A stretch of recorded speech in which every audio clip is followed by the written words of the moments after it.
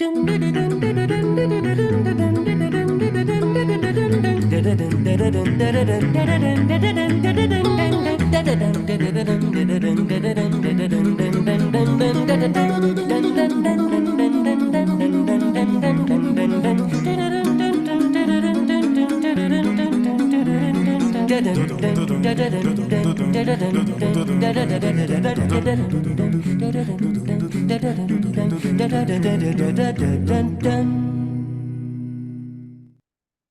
evening, ladies and gentlemen. We're so glad to welcome you as part of our community tonight. Please note that this webinar is being recorded and distributed live stream. By entering this virtual meeting room, you give your consent to be recorded and distributed by Simeon Morrow Public Speaking Presentations, Vienna Live with Simeon Morrow, and other third parties.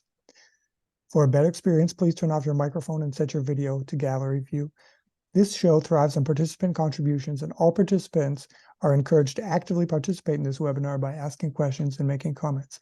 To do so, please either write in the chat room, raise your hand, or turn on your microphone and say hi, and I'll be delighted to include your perspective in the conversation.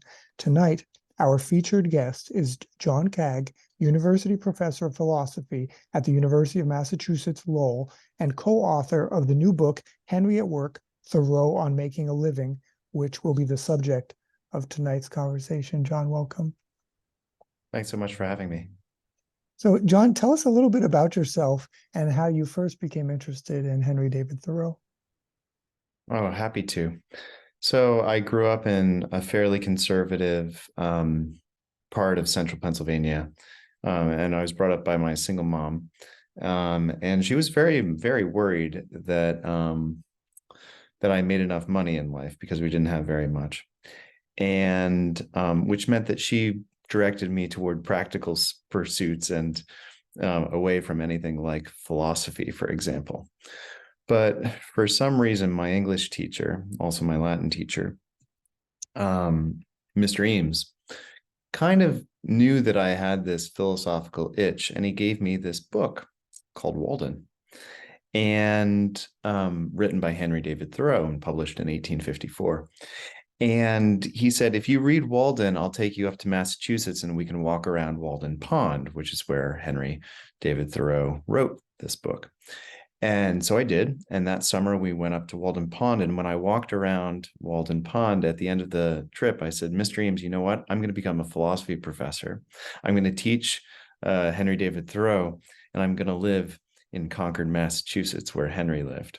And today, I am a philosophy professor. I teach about Thoreau, and I live a mile and a half from Waldon Pond. And that sort of believing in dreams and then creating reality underneath your dreams, that's the message of Waldon. And it inspired me to really pursue something that was outside the ken of what I had sort of accustomed myself to in central Pennsylvania as a kid. So I really owe a lot to, well, Mr. Eames, but also to Thoreau for changing my life in a very real way. With the foundations under them, that's the work now to be done. So excellent, congratulations! What an inspiring tale. So, John, tell us. Now we're going to go into our first round table. Did Thoreau work? In the preface to Henry at Work, John Kaag and co-author Jonathan Von Bell write, quote, "You don't write a 2 million word journal by the age of 44 by sitting on your hands. Yet Henry David Thoreau, whose journals clock in a word count of 2 million or 1,200,000 more than the New King James Bible, had a reputation as a loafer and a layabout. So we ask you, what do you imagine when you imagine Thoreau? Is your Thoreau a nature-worshipping naturalist, a radical abolitionist, a solitude-seeking survivalist, a fraudulent freeloader? There are many Thoreaus, but one of these Thoreaus has been overlooked. Thoreau, the worker. Thoreau is not often considered a worker, but he was, in fact, among the most diligent and reflective. Work is at the root of Thoreau's philosophy. It is at the root of Waldon, Thoreau's best-known book, which narrates his 2-year stay in a little pond house that he built in the woods of Concord, Massachusetts, end quote. So, John, did Thoreau work? Oh, he worked harder than most. And I think the reason we don't think about Thoreau as a worker is that he eschewed the notion that work was supposed to be dedicated to the pursuit of certain material goods and to the pursuit of money. And but what he suggested is that we rethink what it is to work and redirect our work to the business of living self-reliant, reflective, and morally conscious lives. That's work, and the work entailed in that is extreme. Thoreau worked 11 different occupations in his life, as I count them, from being a writer. Robert Frost said that Walden was our American classic. But obviously as a writer, but then also as a teacher, as a nanny, as a farmer, as a building walls for a living, scooping manure at certain times in his life. He was a gardener, he was a surveyor, and also a certain map maker and an inventor of pencils. I mean, he was a jack of all trades. And when we look at Walden, it's actually an account of a man who says, let's think about the necessities of life, what he calls the necessaries of life. And those are shelter, clothing, food, and vital heat. And he says, what can we actually do to supply these necessities of life for ourselves? How can we be more self-reliant through our work? How can we build our own domiciles or our own habitats, as he did at Walden with his hut? How can we be more participatory in the growing of our food and being conscious of where our food comes from? How can we clothe ourselves? All of these are tasks of life that Thoreau's encouragement of us in Walden is, he says, simplify, simplify, but it also means work, work, work. And so, yeah, Thoreau is definitely a worker, but he asked us to recast what it meant to work meaningfully. And John, tell us, had the pleasure of having author Niall Kishtani on the show, who wrote a book about utopias on the streets of London. And many of these utopian dreams, then they are often cast in that same light, where you have somebody who's kind of like a flower child, somebody who says, well, I'm going to do things different, as you write, subversive, I believe you call Thoreau. So why is it that we consider him? Why is he popularly considered to be a fraudulent freeloader? One of the reasons is because he was a fierce critic of the modern contemporary economic system that he saw arising in the 1840s. He left for Walden in 1845, but in 1838, there was a financial panic that basically wiped out a third of disposable income in the United States. And it was a moment where people scrambled to secure their financial lives. At the same time, the Industrial Revolution was booming all around Thoreau. And a lot of the concerns about modern alienation, modern consumerism, modern capitalism that we are familiar with today were born in the decades around the writing of Walden.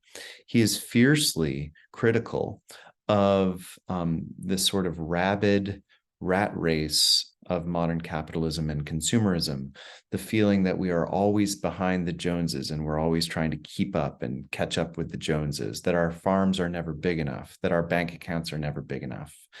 And what he saw around Lowell and Manchester, New Hampshire, and Lynn, and Lawrence, which is where the Industrial Revolution and the mills in the United States really took off. He notices that the people going to work are tired, living lives, in his words, of quiet desperation. He says, most men live lives of quiet desperation. In the original manuscript, it wrote, all men live lives of quiet desperation. And this was at least in part because of the economic system that he thought dehumanized individuals, dehumanized workers, and separated them off from, as Marx would say around the same time, from the means of production and from understanding their relationship to the natural world and their relationship to themselves. So Thoreau's seen as a loafer and as anti-work because he's criticizing modern industrial growth. So you would say then he is in the mold of Karl Polanyi, who's in The Great Transformation talks about how capitalism really uprooted the natural sense of community and work, and then suddenly made slaves of capital. I think he's very much in that mode. I also think that Thoreau is very much in the mode of understanding that the way we work and the way that we make money oftentimes enslaves others. Thoreau is very much aware that during the 1840s, the economy of the United States is basically buttressed by chattel slavery.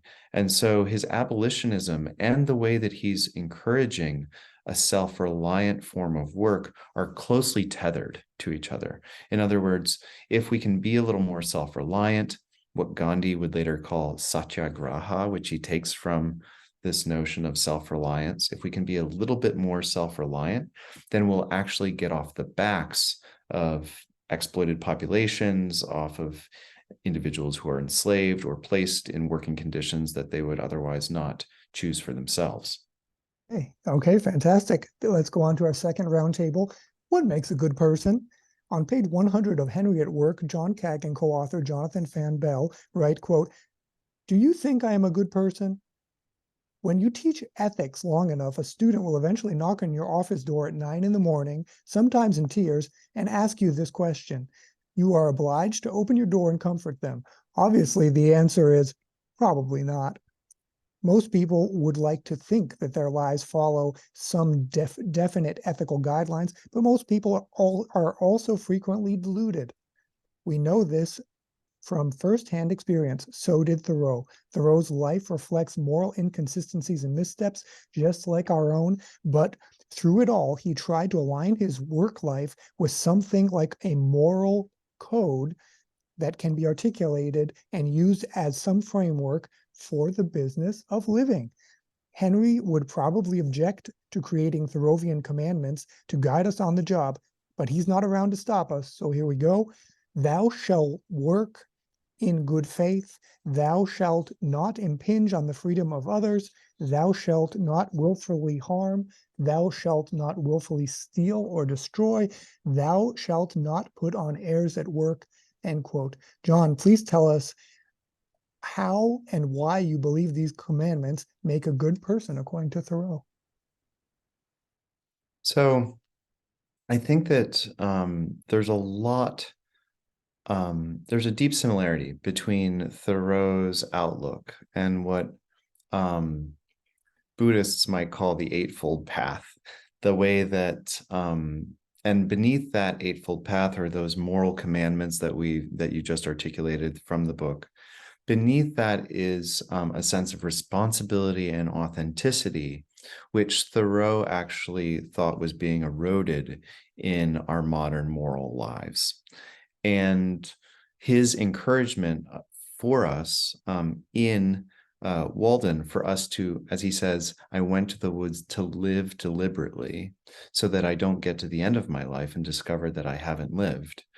That deliberation, that self-reflection, that ability to think about ourselves and think about what we value, what we make sacred, what we hold true, that sense of deliberation and self-reflection was at the core of Thoreau's sense of moral responsibility. He was very concerned that the moral codes that we sort of adhere to in our modern society were more like habits, more like the sort of rut that you fall into and can't really get yourself out of. That's what morality had become. And he was encouraging us in Waldon to actually say, what do I really believe and hold on to? What can I call as my own? Because as Socrates says in the Apology, maybe the point of life is actually to give a good account of yourself, to make clear that maybe the point of life is to create what the Greeks would call an apologeia or an apology, like the type of moral account that you can say, I did this or I believe this. And even if it's wrong, at least you still have the accountability there. And that's what Thoreau was really after, I think. Tell us a bit about so coming up with these commandments. In particular, can you give us some examples, what they mean? So, for instance, thou shalt work in good faith. What do you mean exactly?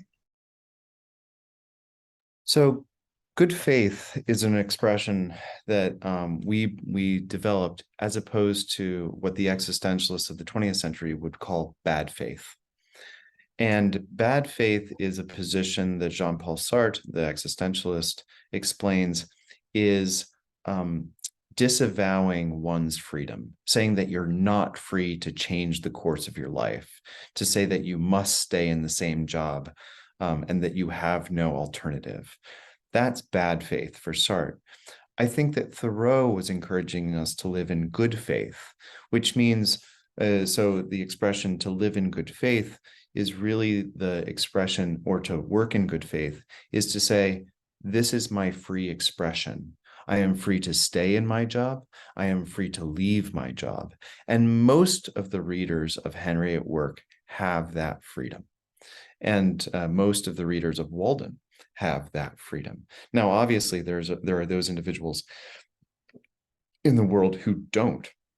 But for those of us who are lucky enough to be free, to move from job to job, to decide to execute our powers in one direction rather than another, Thoreau would say that we have a moral duty to do so. Wow. Okay.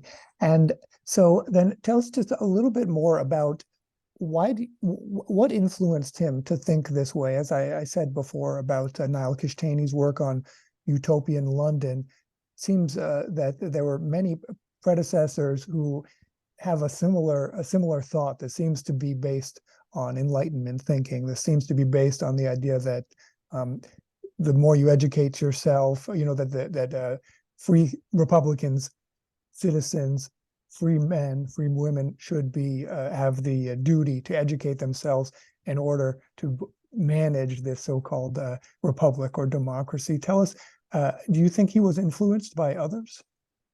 Oh, absolutely. I mean, if you think about the history of American transcendentalism, which included Thoreau, it's born in the same place as the American Revolution was born. So Concord is the site of the first battle of the American Revolution, and many of Thoreau's forebears participated in that war. And Thoreau was of the mind that even though we had maintained some sort of political freedom from England, that we still had an obligation to free ourselves in an individual and spiritual fashion. And that's what sort of motivated him to take off in 1845 on Independence Day, on July 4th. If you think a little bit about Thoreau's influences, the most immediate one is his friend, very close friend and mentor, Ralph Waldo Emerson. And Emerson in the 1830s, along with the Romantics that Emerson was working with in Europe at the time, believed that individuals should embody individual self-reliance, should perform certain forms of nonconformity, should deviate, should march their own drummer. And the issue about how to be free in the natural realm and how to find yourself, how to find God, how to find spiritual liberty and freedom through nature was really an undercurrent of Thoreau's early upbringing. So if we think about Thoreau's influences, they're Emerson's series of essays entitled the first series, and also Nature, the essay / book Nature that Emerson pens in the late 1830s. These are Thoreau's sort of touchstones, philosophical touchstones, as he's working through Waldon between 1845 and 1854 when it's published. So that's one influence. And at the same time, as you mentioned, Massachusetts at that time was a hotbed of utopian ideas. Brook Farm was a utopian community that had many socialist underpinnings. And while Thoreau never joined up with Brook Farm, his friends certainly did. And so there is this sense that there's a chance to both free yourself as an individual and to live a little bit more gently on the earth, and to live differently together than the way that cosmopolitan centers and urban centers in the modern world say that we must. And before we move on to our last topic, tell us a little bit about where we are today. What Thoreau would say. So he came from a different time. You mentioned many times in the book how deplorable he found the Mexican-American War and slavery, and how much he believed, that the state should be ruled by the people for the people, and the people should be redefined to be human beings. So tell us about what would he say today? How has everything changed? I think that Thoreau would observe that we live at a fairly pivotal moment in the history of work. And that moment occurred or began to occur for most, at least most Americans, during the pandemic. And the pandemic revealed the way that people were deeply dissatisfied with standard 9-to-5 brick and mortar offices and spending lots and lots, most precious, the time that we have left, in jobs that we find less than fully meaningful. And Thoreau would have noted that the moves that occurred during the pandemic, and one of the reasons why we wrote the book was because of the pandemic, this sort of crisis in work. Where do you work? How much do you work? Do you work at home? What's your schedule? What sort of freedom do you have over your schedule? Those questions that emerged in the pandemic are really the questions of modern work generally. The pandemic just exposed them in a particular way. And the pandemic exposed that we were dissatisfied with the traditional notion of work. Many people, many of my students lost their jobs, had to move back home, and really had to think very hard about the value of work, the value of independence, the value of living with others. Thoreau lived with others, with the exception of his Walden hut, all of his life. He lived in extended family households, and he discovered that type of communal living actually allowed you to pick and choose your work more carefully, because you spread the sort of necessaries of life a bit further. You spread out the obligations that you have, and people pitch in together. This is not a commune, but it is a moment and a situation where people have the opportunity to say, what am I doing with my work life? Like, why am I doing what I'm doing? And I think that Thoreau would be very open to pointing out, hey, we're at a very crucial moment in the history of work. This is a moment where we can take another turn, and that's what Henry at Work is about. So that brings me to the final question. So John, what do you hope readers take away? And you said, unfortunately, many of the people who perhaps need to read this won't ever read it, because it's only going to be for those privileged who find Thoreau interesting, or have been told by their philosophy teacher that they'll get a summer vacation at Waldon Pond if they read it. So we would like folks who have always thought that Thoreau was cranky, inaccessible, was a loafer, to read this book and to find him to be a sort of, I mean, Bill McKibben said of the book, he said, this is a version of Thoreau that shows that he's a American Buddha with a hoe, in other words, with a rake. And that's the sort of Thoreau that we want to present. Thoreau is fallible, he's very human, but he speaks to our time in a very urgent way.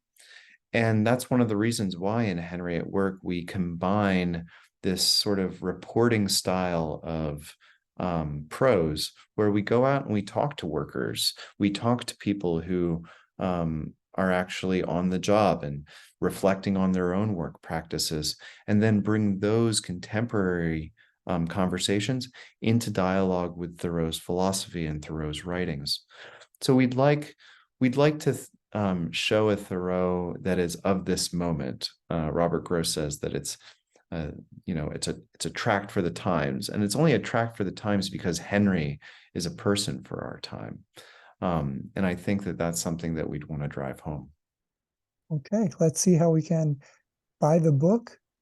Here it is. It's published by Princeton University Press, and it's available for $27.95. It was just published, so you can buy it here, press.princeton.edu. And let's see how we can stay in touch with John. So here is his website at the University of Massachusetts Lowell.